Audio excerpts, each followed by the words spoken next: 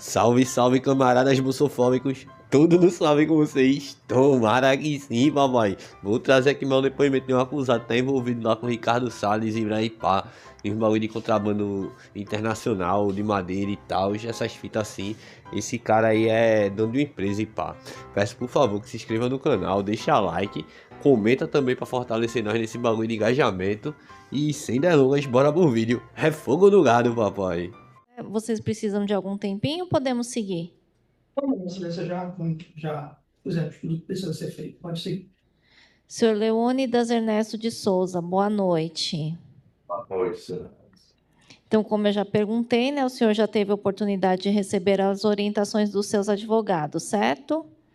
Certo. O senhor já foi devidamente qualificado pela nossa secretaria. Pergunto se o senhor conhece os termos da denúncia. Sim, Tá, então, eu advirto que o senhor tem o direito de permanecer em silêncio sem que isto seja usado contra a sua pessoa. E aí eu pergunto se sobre os fatos narrados na denúncia, se o senhor deseja falar ou prefere exercer seu direito ao silêncio. eu vou preferir falar.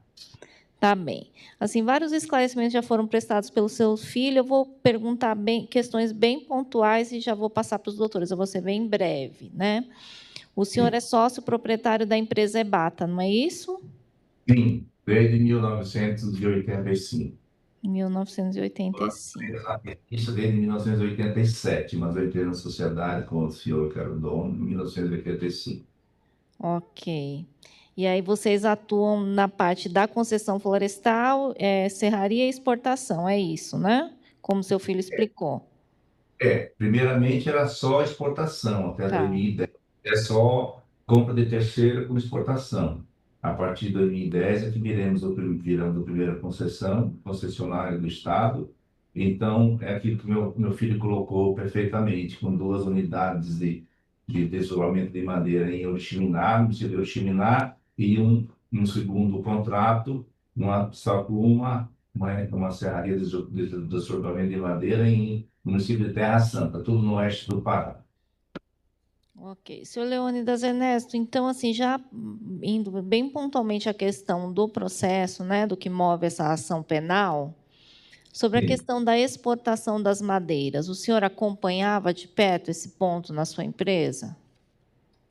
Olha, desde sempre eu faço a venda da madeira posterior, com a ajuda do meu filho nos últimos tempos, porque eu com essa idade meio vergonhosa, depois de 70, não aprendi a falar inglês direito, mas aí meu filho passou a ajudar, é, mas acompanhar tecnicamente. Nós temos uma equipe que toma conta disso, uma equipe, primeiramente, dentro da própria empresa, que faz a cadeia de custódia, a nossa engenheira, a contabilidade da assessoria da parte fiscal, da nacional fiscal, tem o departamento de exportação, e especialmente quando se trata do atendimento junto ao serviço público, nós temos uma empresa despachante aduaneira que faz esse serviço lá. É um terceirizado, que inclusive ele já até fez o seu depoimento ali como testemunho. É o Luiz Serra, e tem uma empresa, não é só ele. Ok. E como chegou, e assim, e a partir do momento da apreensão que o senhor tomou conhecimento da dimensão do problema, da questão da autorização de exportação, como que o senhor tomou conhecimento dessa questão? Como meu filho colocou, nós tomamos conhecimento através de um comunicado do agente do exportador. O exportador que pediu explicações para nós que ele estaria com a carga detida lá, primeiramente no porto.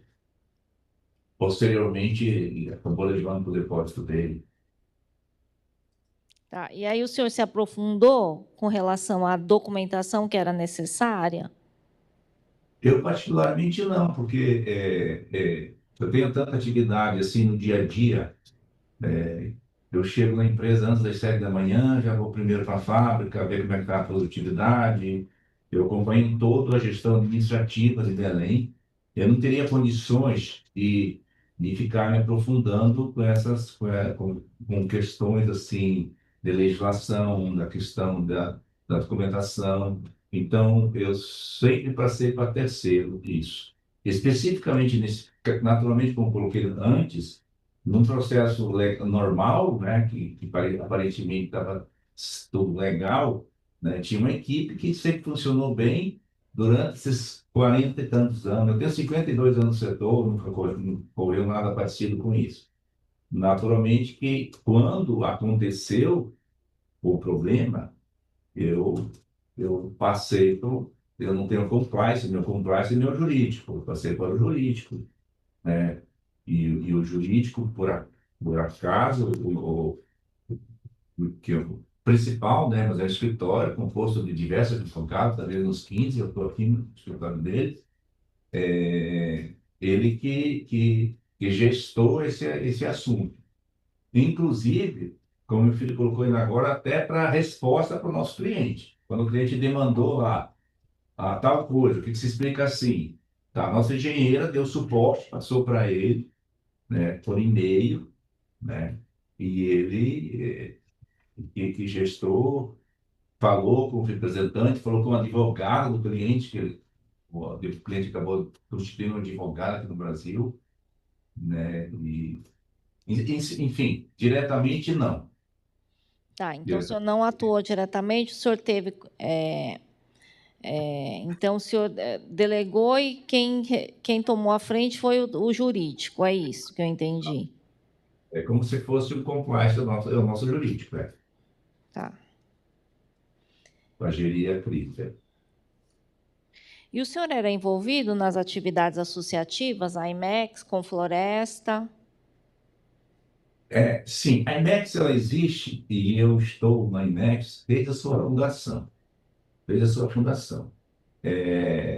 Sempre participei das reuniões da IMEX, sempre, desde sempre. Talvez eu seja o camarada que mais participou em reuniões da IMEX, né?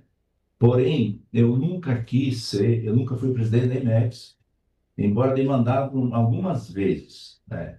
Eu sempre alegando e me sentindo também com pouca, eu tenho pouca, eu tenho facilidade em falar, eu estou falando aqui, mas eu sou travado para falar, né? Então, eu nunca quis ser presidente da IMEX porque eu achava que eu não representaria bem os associados quando eu tivesse que expor alguma situação, né?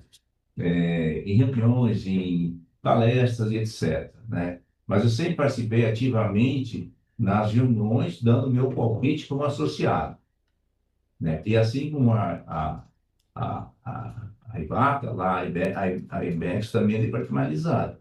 A IMEX já teve excelentes advogados, melhor de Belém. Dois estão aqui, que foi o Paulo Meira, que é advogado de um outro cliente, já foi advogado da IMEX. O Justiano já foi advogado da IMEX também, hoje não é mais, né? Porque aí roda lá, às vezes, por uma questão do Justiniano ter morado sair de Belém, está em Paragominas, aqui pertinho, o Paulo por outra questão. Enfim, na resposta, eu sempre participei das reuniões da IMEX, né? Hoje estou só no Conselho Fiscal, né? Até pelo minha idade não me permite assim, que eu fique assim, no dia a dia do executivo lá e tal. E naquele momento nós tínhamos um presidente que não era madeireiro, era praticamente um presidente executivo, que era o Roberto Pupo, que nos representava bem. Com relação à Confloresta, como meu filho colocou bem, né, a Confloresta foi já uma entidade mais recente. A primeira presidente foi uma concessionária estadual. Naquela ocasião, do fato das reuniões em Brasília, ela era a presidente. Ela era a presidente, ela que nomeou Cristiano Neto para ser o representante da Confloresta lá, no Brasil, e às vezes atribui até o filho da Haas, não. Não, ele não era o representante, não. Ele nem foi na reunião e nem era o que nomeou quem foi para a reunião. Quem nomeou foi a presidente da ocasião. Ele veio a ser presidente depois. Talvez a confusão tenha sido gerada porque, na ocasião na abertura do inquérito, etc., aí sim ele já era presidente, mas não teve os fatos. Sim. Então, o fato da participação, eu participo muito pouco da Confloresta. Nós meio que dividimos. Como a Confloresta trata de concessões florestais, e quem cuida, até como teve o segundo contrato de concessão florestal, eu nem quis ir no Serviço Florestal Brasileiro, pedi para o meu filho assinar lá, e como ele cuida, eu quero que ele tenha essa responsabilidade total, né? E ele é o representante da Ibata na Confloresta. E eu, o representante da Ibata na IMEX. Então ele participa das reuniões da Confloresta e eu da IMEX. Nunca participamos nós dois juntos, até porque é perda de tempo, né? Você tem tantas coisas para fazer, então a gente divide as funções dentro da nossa empresa. E assim foi desde o início da Confloresta. Entendi. E o senhor acompanhou a atuação das associações tentando resolver este problema da questão da exportação e da IN15 do IBAMA? Acompanhar, sim, recebendo notícias, né? Porque dando suporte para elas na parte técnica, a nossa engenheira, ela é muito ativa, ela oferecia as informações para os advogados, tanto da IMEX quanto da Confloresta, principalmente o da Confloresta, né? Mas também o da IMEX. Ela é sempre demandada. Ela é muito demandada também, às vezes, até pelos órgãos, assim, tal coisa, o que você acha, como é que resolve? Ela é demandada, né? E meu filho, como ele entende muito de TI, ele também é demandado para essas informações. Então, as demandas vêm para ele, né? Eu não fico muito dando palpite, porque eu não tenho a formação para isso, na parte de TI, nem dentro da engenharia florestal. Eu tenho a experiência do comércio da madeira. Então, o que eu dizia, pô, como é que pode? Nunca foi exigido essa autorização de exportação. Autorização de exportação, quando exigida dentro da IN15, que eu entendia, era pedida para Brasília, era emitida por Brasília só para as cargas CITES, aqueles espécies que nós chegávamos a pedir, porque nós exportávamos uma espécie que era carapanaúba, que era uma espécie em tora, não era uma tora, era tipo um torete, um pé de mesa, que era usada como decorativo até. E aí chegava a demorar 60 dias para ser essa autorização, teve carga que mandou para o CAIS, tá, mas a autorização vinha de Brasília, não era emitida por Belém.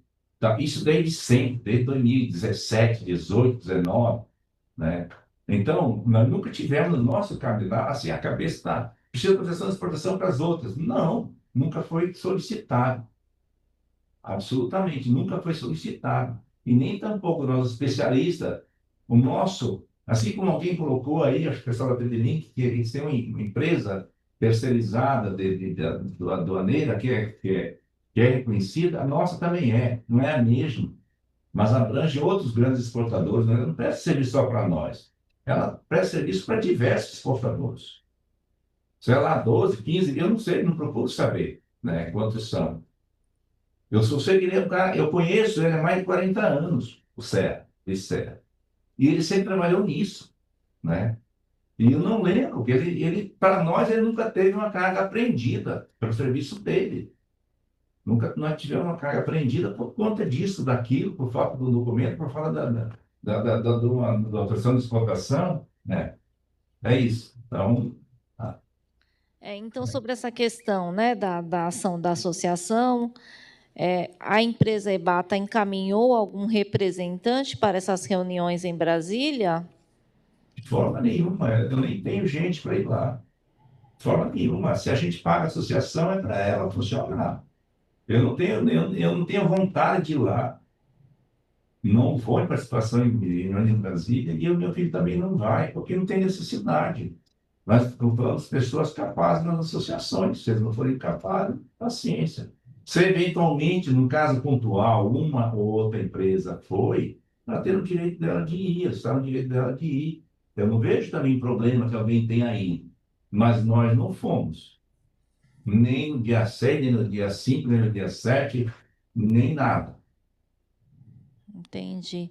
E sobre essa certidão que foi emitida em favor da Ebata, né, pelo servidor Walter Mendes, o senhor tomou conhecimento? Nos autos, pelos advogados aqui. Só pelos advogados. Bem,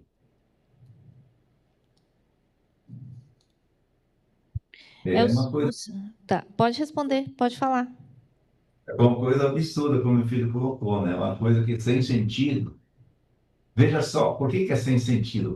Por duas coisas principais. A primeira é que a gente é concessionária federal e as nossas serrarias estão em Oriximiná e Terra Santa, no oeste do Pará, na calha norte do Rio Amazonas, quase na divisa com o Amazonas. Depois de Terra Santa só tem Faro, depois é o Amazonas. Estamos a 1.000 quilômetros de Belém.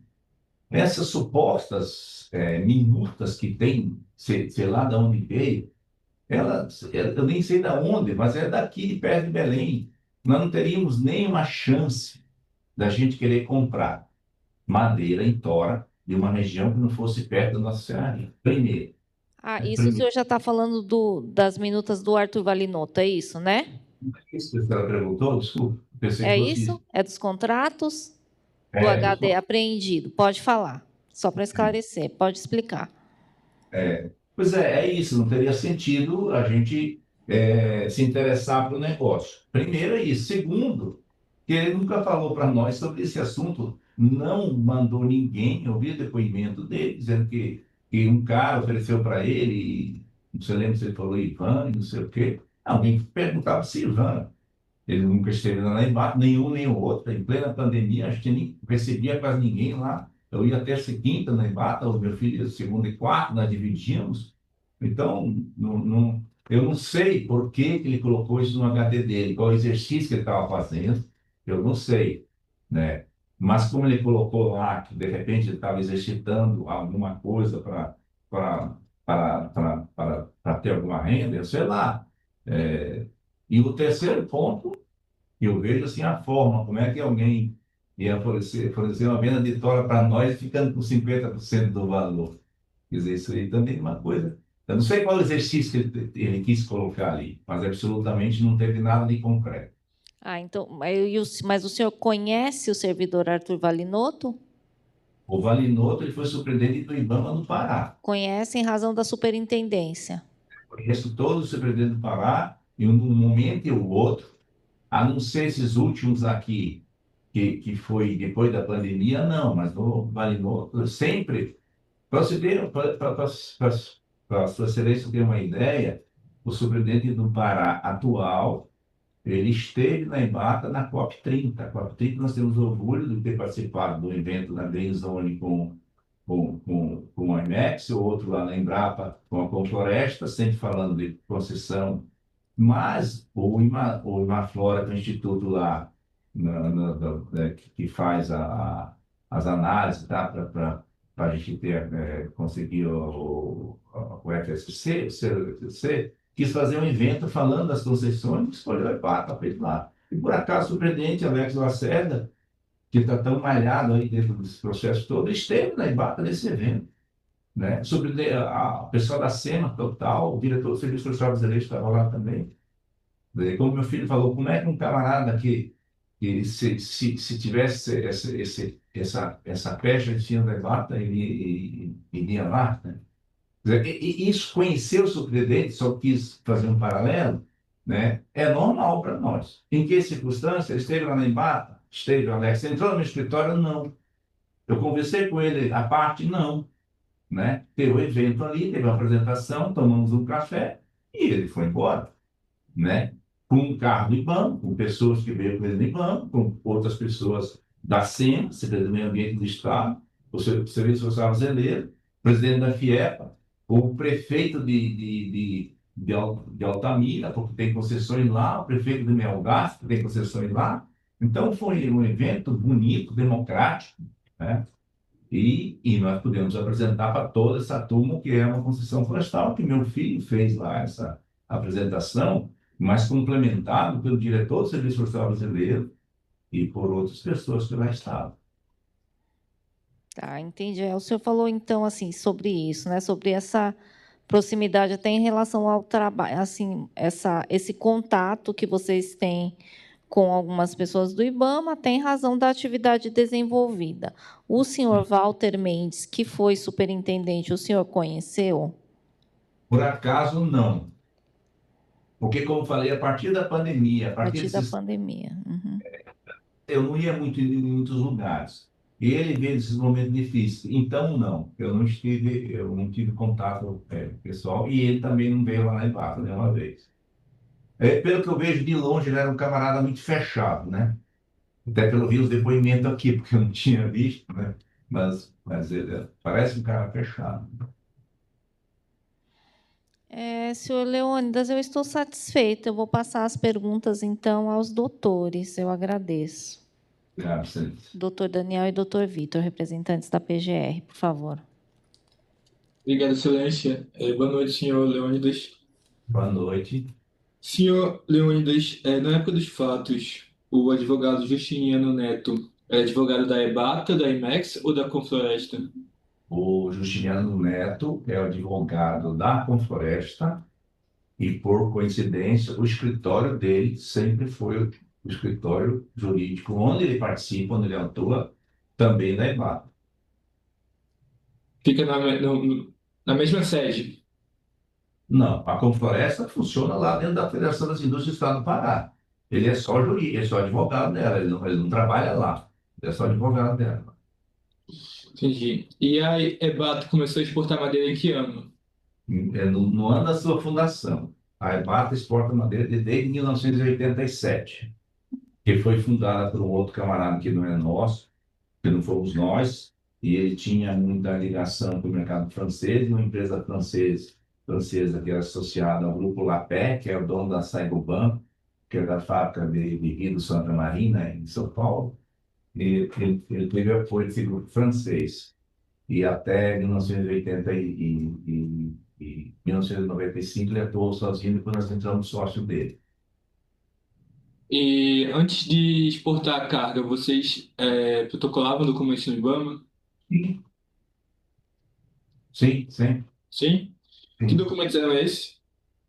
Os documentos necessários exigidos pelo órgão na ocasião. Aí quem determinava o documento era o despachante, os técnicos nossos. E vocês recebiam algum tipo de resposta do IBAMA? No passado, algum tipo de carimbo, é, resposta. Agora, tem essas anuências dado pelo despachante que cuidava disso. Eu não sei exatamente qual a resposta. Vocês devem ter percebido que a questão do Pará, o que ocorreu aqui no Pará, foi depois que desativaram o atendimento presencial no Porto de Belém. Porque até então, bem ou mal, tinha um carimbo lá nas cartas. Quando ocorreu essa mudança, né, que passou a exigir que a gente fizesse solicitação de exportação, nós achávamos, o nosso despachante fazia isso com prazo determinado, lá um determinado prazo que desse tempo para o Instituto, a Receita, o Ministério da Agricultura fazer as inspeções devidas. E isso não ocorrendo, ocorria o desembaraço da carga dentro do sistema da Receita Federal. Não existia a trava que legalmente, se caso necessitasse, por exemplo, se eu quisesse exportar hoje uma tora, naquela época, de 2019, uma tora e colocasse no sistema, ela não seria exportada. Automaticamente, a Receita Federal dava o canal vermelho, porque só era exportado na hora que o IBAMA dava a autorização de exportação, o clique lá para o canal vermelho. Então, o quanto esse canal vermelho, o quando era dado esse canal vermelho, se era pelo IBAMA, pela Receita Federal, eu não tenho esse conhecimento, porque é o mesmo canal. Quem dá o aviso lá, o alerta, não é o IBAMA, nem antes, nem depois, e nem atual, nem por enquanto, é a Receita Federal. Então, o IBAMA que comunica à Receita Federal que ele quer estourar aquela carne. né? Aí a Receita Federal ela é obrigada, por dever de ofício, a abrir o IBAN ou o container. Hoje nossos caras marcaram tudo em container. Quando eu comecei, nada em container. Então hoje é mais fácil, é tudo aberto a container. O container obrigatoriamente ele é aberto com a presença do IBAN, da Receita Federal e de um representante da empresa, que é o nosso despachante. Obrigatoriamente os três, senão a Receita não abre, né? Aí que eu não entendo como é que exportou ilegalmente um negócio que era feito dessa forma. Tinha um comando da Receita Federal lá. Certo. E o posto do IBAMA no Porto de Vila do Conde fechou quando, mais ou menos? O posto de IBAMA do Vila do Conde, nós estamos, a IMEX está reclamando para que ele venha a funcionar. Nunca existiu. O posto de IBAMA que a gente está falando era no posto de Belém. Ah, sim, no Porto de Belém. E ele fechou quando? Ele fechou em meados de 2019. Creio que seja em março, mas no processo tem lá um comunicado, a data que fechou, que começou-se a protocolar as cargas na sede do IBAMA. Uhum. E antes disso, os servidores do IBAMA eles davam um carimbo nas cargas. Ó, como foi amplamente já colocado, sim. E o senhor sabe como eram esses carimbos? Olha, eu não me atinei para isso e ir atrás de saber. Mas os nossos advogados, como falam nos nossos compliance, foram ver. Eles acharam diversos, mas eu, sinceramente, eu nunca vi nenhum. E eu não procurei saber, sinceramente falando. Então, a carga que foi apreendida nos Estados Unidos saiu sem esse carimbo, certo? Eu não sei, possivelmente sim. Claro que sim, porque o carimbo existiu até março de Também. 2019 e a carga saiu em dezembro. Então, tinha. Obrigado, senhor Leônidas. Eu estou satisfeito, sem mais perguntas. Obrigado, doutor. Então, pergunto às defesas se desejam perguntar. Ausentes manifestações, por favor, doutor José. Obrigado, Excelência, novamente. Serei breve. E já começarei, senhor Leônidas, nessa última pergunta que o senhor, prometo ser bem rápido, nessa última pergunta que o senhor respondeu para o ilustre representante da PGR, né, sobre a questão da carga que saiu e foi apreendida nos Estados Unidos. Esta carga, ela, pelo que o senhor Leônidas Darras falou, ela foi solicitada para o IBAMA a inspeção no dia 31 de outubro, né? Ou seja, houve um protocolo para o IBAMA, Sim, que não era o mesmo que estava lá no porto quando tinha sede, mas houve, de fato, um protocolo. sim, Então, era só isso que eu queria esclarecer com o senhor. Quando o IBAMA fechou a sede do porto, aquele protocolo que era feito no porto passou a ser feito direto dentro do IBAMA na Lomas Valentina. É isso? sim. O senhor sabe dizer se vocês recebiam um documento quando era protocolado lá na sede do IBAMA no porto? No porto não, desculpa, lá na Lomas? Que eu entendo só o protocolo mesmo que foi protocolado e alguns depois ia para o SEI, eu não entendo bem como é que. Mas sim, nós tínhamos um comprovante que foi protocolado, sim. Pronto. Então era isso que eu queria saber. Porque o PGR perguntou, então esta carga não foi informada para o IBAMA, não houve protocolo. Houve um protocolo. Houve, sim. Houve um Sim. protocolo. Sim. Tá. Não vou lhe fazer as mesmas perguntas que eu já fiz para o seu filho, é porque ele já esclareceu, né? Mas um ponto aqui é importante. O senhor falou que não conhecia o seu Walter, nunca teve nenhum tipo de reunião com ele, Sim. o presidente do IBAMA. Superintendente. Do IBAMA aqui no Pará, Sim. correto? Sim. Tá. O senhor Arthur Varinoto, o senhor também disse que conhecia ele, porque ele já havia sido presidente, mas os contatos são sempre via órgão? Sim, sim. O superintendente já teve algum evento na FIEPA ou na IMEX ou lá no IBAMA, algum evento de uma feira da indústria, sei lá, eu já tinha visto ele, sim. É. Tá. mas nunca fui lá tratar no IBAMA. Como superintendente, eu não fui tratar com ele no IBAMA em nenhum assunto, nem como superintendente, nem depois que eu tenha tratado algum assunto com ele, do IBAMA, e nem particular, colocado ali uma Tá. mistura. Tá. Aí um outro ponto importante. Depois que se instalou o problema da questão das exportações, né, vocês repassaram isso para as associações resolver. A EBATA em si não participou, não fez pedido de reunião em Brasília. Vocês acionaram a associação, é isso? Sim, Tá. Então, na verdade, foi um pedido não da EBATA, mas sim do meio madeireiro, das empresas exportadoras, seria isso. sim. Correto.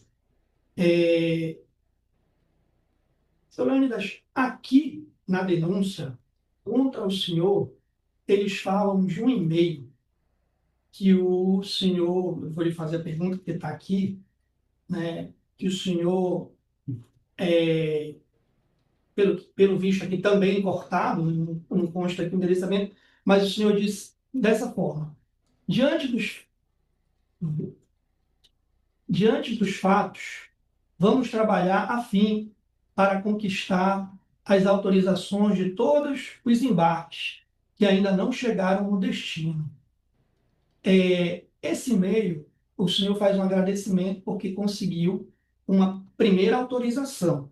Esse e-mail aqui ele já é posterior a essa questão da madeira, das apreensões nos Estados Unidos? Sim, sim, bem depois. Esse e-mail é porque tinham cargas embarcadas e não chegadas lá, então nós estávamos atrás de quando chegar lá, não ser apreendida, como ocorreu nos Estados Unidos, né? Então, de repente, apareceu uma primeira autorização de exportação. Até então, a gente ficou preso ali, retido, não vamos mais embarcar. Naquele momento, durou pouco tempo isso aí.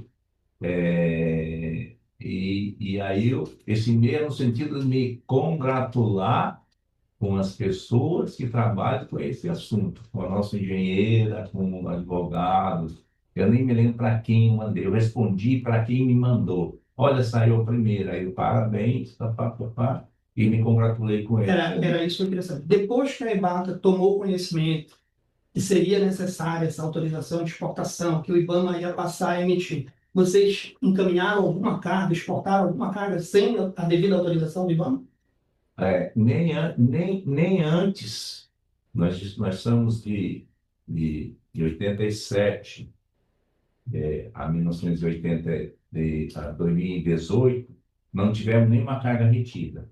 E nem as últimas 5 anos, porque nós mandamos as cargas para o exterior, em média 30 cargas de contêiner por mês, né?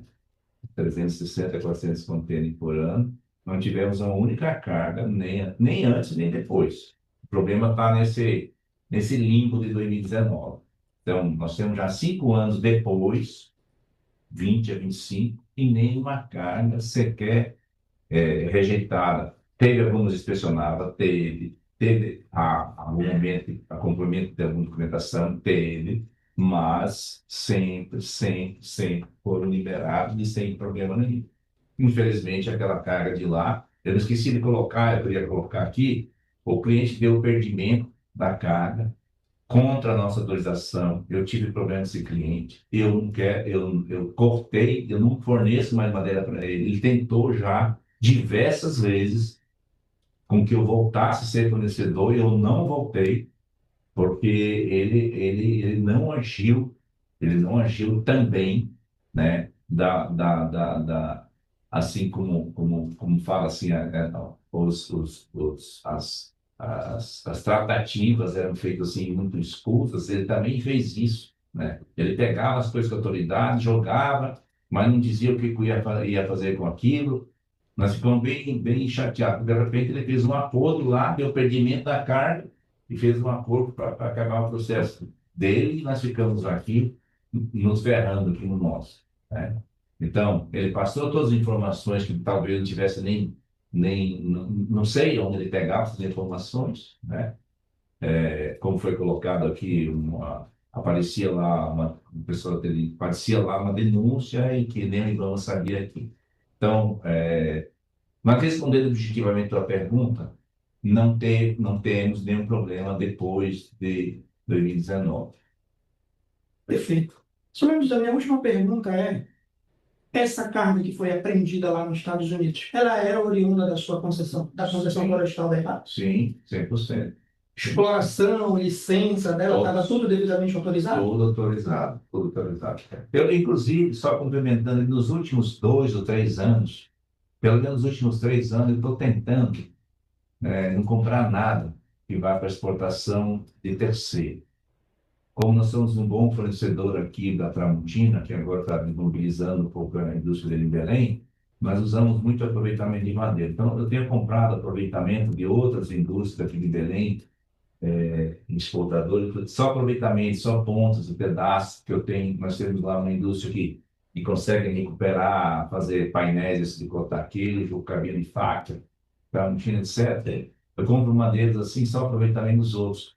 Eu larguei, depois desse episódio, de comprar madeira de terceiro. Assim, para ter uma cadeia de custódia completa, uma rastreabilidade total. Até isso é uma exigência, os clientes ficam mais satisfeitos. Então, como meu filho colocou aí agora, se eu fosse para comprar tora, eu não compraria de qualquer campo, do projeto de manejo, nada com projeto de manejo. Eu acho que tem manejos bem feitos no Pará, tem exemplos grandes aqui, tem um exemplo muito grande no Amazonas, que é a Minha Madeiras, mas nada contra. Nós preferimos trabalhar no nosso campo, né, com a nossa concessão e fazer o que dá com aquilo. Senhor Mendes, minha última pergunta é: durante todo esse tempo que o senhor trabalha na Ibata, tem contato com órgãos, alguma vez já lhe foi exigido algum valor? O senhor já ofereceu para qualquer tipo de funcionário público para obter algum tipo de vantagem? Nem uma vez. E às vezes eu tenho, assim, algumas pessoas chegam, não do setor, esse setor é muito corrupto. Eu sempre dou o meu testemunho. O IBAMA é um órgão muito bem regulado. O IBAMA, nós temos uma dificuldade aqui no Pará na aprovação de manejo, na liberação de cargas por parte dos órgãos ambientais estaduais, né? Que tem uma dificuldade. O IBAMA não tem essa dificuldade, como meu filho colocou ali, todos os anos, nós temos um projeto aprovado em 2010, e todo ano ele é renovado, um POA anual, e eles vêm na data certa, no tempo certo, uma vez por ano, vão e vistoriam, mas nenhuma vez esses agentes que vão lá, ou os que vêm na Ibata, ficam pedindo, tentando criar dificuldade para vender a facilidade. No IBAMA não existe isso, né? E nenhum outro órgão. Mesmo porque quem faz o contato, por exemplo, digamos, se fosse lá com o Ministério do Mapa, lá da vistoria da questão dos partes e tal, também é o nosso despachante que faz. A gente não dá muita chance de aproximação, não. É sempre institucional, quando ele quer falar com os órgãos, vai através das associações, isso evita esse tipo de coisa, inclusive. Excelência, estou satisfeito. Doutor Jean, doutor Paulo, mais alguma? Não, agradecemos, doutor José. Satisfeito também. Mais uma vez, cumprimentamos ao senhor Leônidas aí. Ok. Doutor, o senhor Leônidas quer fazer alguma consideração final? Olha, em princípio não, como falei, eu não gosto de falar muito, mas eu anotei umas coisas assim, que printei aqui para. Eu estou na barra há 38 anos, né? Nunca passei por uma situação vexaminosa dessa. Nós tivemos muitos problemas a partir de 2019, financeiro na empresa, nós perdemos contrato. Alguém fez a pergunta se conseguia dimensionar, mas no primeiro ano, acho que a gente perdeu em 2019, a partir de 2019, quando estourou para 2020, 2021, assim, 25% dos clientes ficarem com cara torta. Então a gente perdia contrato, perdia credibilidade, né? O que o nosso advogado teve que responder, perder tempo, respondendo, o que se tratava esse processo, primeiro inquérito, depois processo, as notícias que saem, como o pessoal também colocou, que seja do Intercept, que não tem muito tocado, nas outras redes, que é mais respeitável, né? Perdemos credibilidade junto aos bancos. Hoje nós não temos. A Ibata, antes da concessão, tinha 5 milhões de dólares de limites para pegar adiantamento de câmbio em qualquer instituição, aí, incluindo Banco do Brasil e Banco da Amazônia de Caixa. Nós temos zero corpo de limite, zero, que isso aí nos afetou. Então, um negócio desses é para arrebentar com qualquer um. É para arrebentar com qualquer um. Então, é isso. É meio que desesperador, né?